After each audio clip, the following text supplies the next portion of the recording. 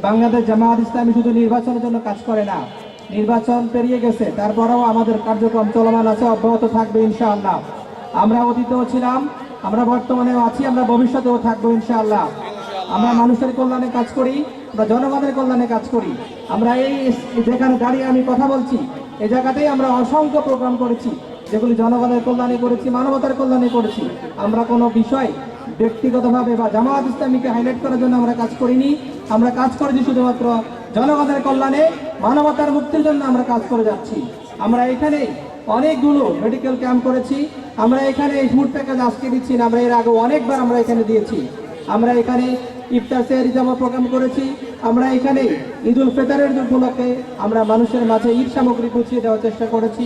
আমরা এই মাঠ থেকেই আমরা সুন্নাতে খাতনার মাধ্যমে এলাকার মানুষদেরকে আমরা উপকারে থাকার চেষ্টা করেছি। এইভাবেই মানবিক কল্যাণে যেখানে প্রাকৃতিক বিপর্যয়, সেখানে সবার আগে বাংলাদেশ জামায়াত ইসলামী হাজির হচ্ছে। সেভাবেই আমরাও আমাদের এই 22 নং ওয়ার্ডে কাজ করে যাচ্ছি। আপনারা নিশ্চয়ই লক্ষ্য করেছেন, আমাদের মাঝে কথা বলেছেন আমাদের ইঞ্জিনিয়ার আব্দুল হাকিম খান, তিনি এই এলাকায় জামায়াত ইসলামী মনোনীত কাউন্সিলর প্রার্থী।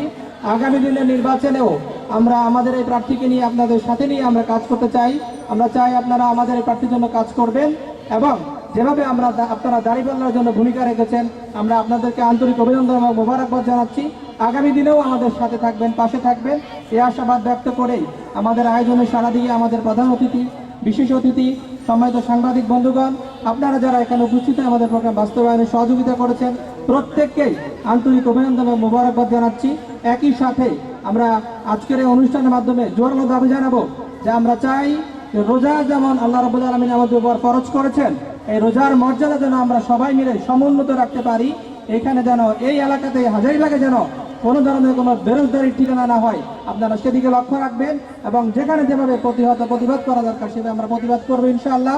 আমরা চাই দিনের বেলায় কোনো রেস্টুরেন্ট, কোনো হোটেল যেন খোলা না থাকে, যেন যারা বেরোজগারি, যারা রোজা রাখে না, তারা যেন এই সুবিধা ভোগ করতে না পারে, আপনারা সেদিকেও সজাগ দৃষ্টি রাখবেন।